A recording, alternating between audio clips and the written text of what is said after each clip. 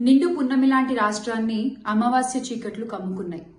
ఆడపిల్లలు అర్ధరాత్రి స్వేచ్ఛగా బయటకు తిరిగే ఈ దేశంలో ఒక్క ఆంధ్రప్రదేశ్ మాత్రం ఎటుపోతోంది?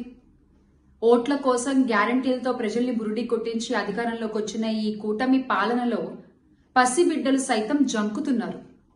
పొద్దుకు 10 సార్లు పొంగనాలు కొట్టే పోసెట్టి పుంగనూరు ఘటనపై ఏమంటావు చెప్పు? అన్నయ్య అన్నావంటే ఎదురవనా అంటూ ప్రచారాల సమయంలో సినిమా డైలాగులు కొట్టి అధికారంలోకి వచ్చిన ఇప్పటి నాయకులు జరుగుతున్న అఘాయిత్యాలపై, అత్యాచారాలపై నోరు మెదపరేం సామి? రామరాజ్యాన్ని రావణ కాష్టంగా మార్చినటువంటి ఈ కూటమి పాలనలో ఆడపిల్లలకి రక్షణ లేకపోవడం అనేది సిగ్గుచేటు. మాకు మా ఆడపిల్లల మాన ప్రాణాలే ముఖ్యం. బాబుగారు, మీ సొంత జిల్లాలో ఇంత జరిగితే, ఇంత ఘోరం జరిగితే, ఇంత అఘాయిత్యం జరిగితే మీకేం అనిపించట్లేదా అండి? బాబొస్తే అదొస్తుంది, బాబొస్తే ఇదొస్తుంది, ఇవన్నీ దేవుడెరుగు. ప్రాణాలు పోతున్నాయి సార్ మీరు వచ్చాక. వైసీపీ పార్టీ నుంచి అధికార ప్రతినిధిగా కొత్తగా అధికార ప్రతినిధిగా అవతారం ఎత్తిన చామలక్కయ్య పాపం నిన్న చాలా గట్టిగా ప్రభుత్వాన్ని ప్రశ్నిస్తుందండి. ఎందుకంటే పుంగనూరులో ఒక చిన్న పాప, 7 ఏళ్ల పాప, మైనారిటీ బాలిక అక్కడ అదృశ్యం అయింది. దానికి సంబంధించి పోలీస్ కంప్లైంట్ ఇస్తే వెంటనే పోలీసులు కూడా కంప్లైంట్ తీసుకుని హుటాహుటిని ఇన్వెస్టిగేట్ చేశారు. కానీ దురదృష్టవశాత్తు ఆ పాప శవమై తేలింది. జరగకూడదు, ఎవరిళ్లలోనూ జరగకూడదు ఇలాంటిది. ఖచ్చితంగా ఆ దుర్మార్గులకి ప్రభుత్వం తరపు నుంచి కఠినమైన శిక్షలు పడతాయి. అదేవిధంగా ఈ రోజు హోమ్ డిపార్ట్మెంట్ అనిత గారు కూడా చాలా సీరియస్ గా తీసుకున్నారు. ఇన్సిడెంట్ ని సీరియస్ గా తీసుకుని ఎవరైతే ఇలాంటి ఘాతకానికి పాల్పడ్డారో వాళ్లపైన కఠినమైన శిక్షలు ఈరోజు వేసేలాగా, లేకపోతే కఠినమైన చర్యలు తీసుకునేలాగా ఆవిడ ముందుకు వెళ్తున్నారు. కానీ ఈ శ్యామలక్క ప్రశ్నించిన తీరు నాకు భలే అనిపించింది. అసలు శ్యామలక్క ఒకటి మాత్రం క్లియర్ చేస్తా, గతంలో మీరు అంటే మీ ప్రభుత్వం ఉన్నప్పుడు ప్రశ్నించిన వాళ్ళని ఆపారు, అడ్డుకున్నారు. కానీ మేము అలా కాదు, ప్రశ్నించాలి. కానీ ఎవరిని ప్రశ్నించాలి? గతంలో మీ ప్రభుత్వం మొద్దు నిద్రపోయింది చూడు, అప్పుడు బయటకు వచ్చి ప్రశ్నించుంటుంటే ఎస్ కరెక్ట్ అయిన ఆడదాన్ని నువ్వు, ఆడవాళ్ళ కోసం నిలబడ్డావు అని శభాష్ అని మేము కూడా అనేవాళ్ళు. గతంలో మీ ప్రభుత్వం ఎంతో మంది ఆడబిడ్డల మాన ప్రాణాలు పోతున్నా నోరు మూసుకుని కూర్చున్నప్పుడు నీకు ప్రశ్నించే అసలు హక్కు కూడా లేదనమాట. అంటే నీ పరిస్థితి ఎలా ఉందంటే అత్రపు పెళ్లి కొడుకుంటే అత్తమెల్లో తాళిగట్టాడంట, అలా ఉంది. కొత్త పదం వచ్చిన వెంటనే పాపము ఏదో మాట్లాడేయాలని చెప్పేసి మన ఘనమైన గత చరిత్రను మర్చిపోతే ఎట్లక్క?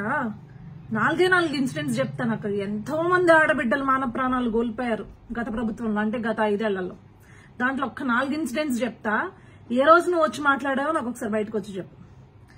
గతంలో మొత్తం రాష్ట్రం మొత్తం కూడా స్వతంత్రం వచ్చిందని చెప్పేసి సంబరాలు చేసుకుంటుంటే స్వతంత్ర దినోత్సవం రోజున నడి రోడ్డు పైన రమేశ్వరి అనే అమ్మాయిని పొడిచి చంపేశాడు అక్క ఒకడు.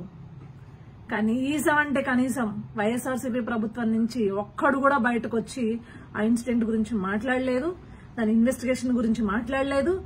ఎవడైతే చేశాడో, నేరం చేశాడో ఆ నిందితుడికి కఠినమైన శిక్షలు వేస్తామని కూడా కనీసం చెప్పలేదు. ఆఖరికి ప్రతిపక్ష నాయకులు వెళ్లి పరామర్శించడానికి వెళ్దాము అనుకుంటే ఆపిన ప్రభుత్వం అక్క మీది. ఆ రోజు ఎందుకు బయటకు వచ్చి ఒక ట్వీట్ కూడా ఇలా?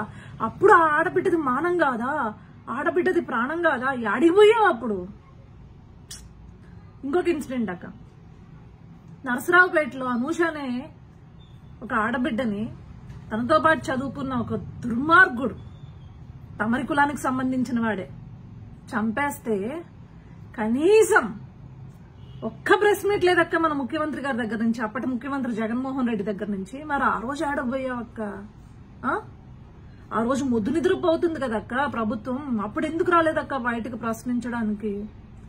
అదేవిధంగా అనంతపురంలో స్నేహలత అనే అమ్మాయి ఉద్యోగం చేసుకోవడం కోసం వెళ్లి తిరిగి వెనక్కి వస్తుంటే ఆమెని కాల్చి నడి రోడ్డు మీద వదిలేస్తే సగం కాలిపోయిన శవాన్ని పట్టుకుని తల్లి తల్లడిల్లిపోతే తమరి ప్రభుత్వంలో పనిచేసిన మహిళా కమిషన్ వెళ్ళి అక్కడ సన్మానాలు చేయించుకుందక్క. ఏమైపోయిందక్క అప్పుడు? ఆడబిడ్డల యొక్క మాన ప్రాణాల గురించి నీ దిగులు, లేకపోతే నీ ప్రశ్నలు ఏమైపోయింది? సమాధానం లేదా? ఇంకొకటి, నడి రోడ్డు పైన వైజాగ్ లో ఒక ఆడబిడ్డ గొంతు కోసేస్తే కనీసం అంటే కనీసం తమరి ప్రభుత్వంలో ఉన్న మహిళా మంత్రులు ఏ రోజు బయటకు వచ్చి మాట్లాడలేదు. రాష్ట్రంలో ఇలా పరిస్థితి ఉంది, ఇలాంటివి చేస్తే కఠినమైన శిక్షలు పడతాయని చెప్పేసి ఏ రోజు కూడా కనీసం అంటే రెస్పాండ్ కూడా అవ్వలేదు కదా అక్క. మరి ఆ రోజు ఆడికి పోయావు అక్క. ఇలాంటి ఇన్సిడెంట్స్ గత 5 ఏళ్లలో కొన్ని వేల ఇన్సిడెంట్స్ ఉన్నాయి. వేల మంది ఆడబిడ్డల మాన ప్రాణాలు పోయాయి. దానికి సమాధానం చెప్పండి అంటే కనీసం మళ్ళీ చెప్తున్నా, బయటకు వచ్చి దాని గురించి చెప్పిన నాదుడే లేడు కదా ప్రభుత్వం నుంచి. మరి ఆ రోజు ఎందుకు ప్రశ్నించలేదు, ఈ రోజు ఎందుకు ప్రశ్నిస్తున్నావు? ప్రశ్నించాలి. ఎవరిని ప్రశ్నించాలి? ముద్దునిద్రపోతున్న ప్రభుత్వాలని ప్రశ్నించు, అదేవిధంగా అలసత్వం వహిస్తున్న అధికారులను ప్రశ్నించు. పని చేసే వాళ్ళని కాదు. పని చేసే వాళ్ళని ప్రశ్నిస్తే రాజకీయం చేసినట్లు ఉంటుందన్నమాట. ఇప్పుడు నీకు రాజకీయం కావాల్సి వస్తే రాజకీయంగా నీ బ్రతుకేంటనేది మేము ముందు నీకు చూపిస్తామన్నమాట.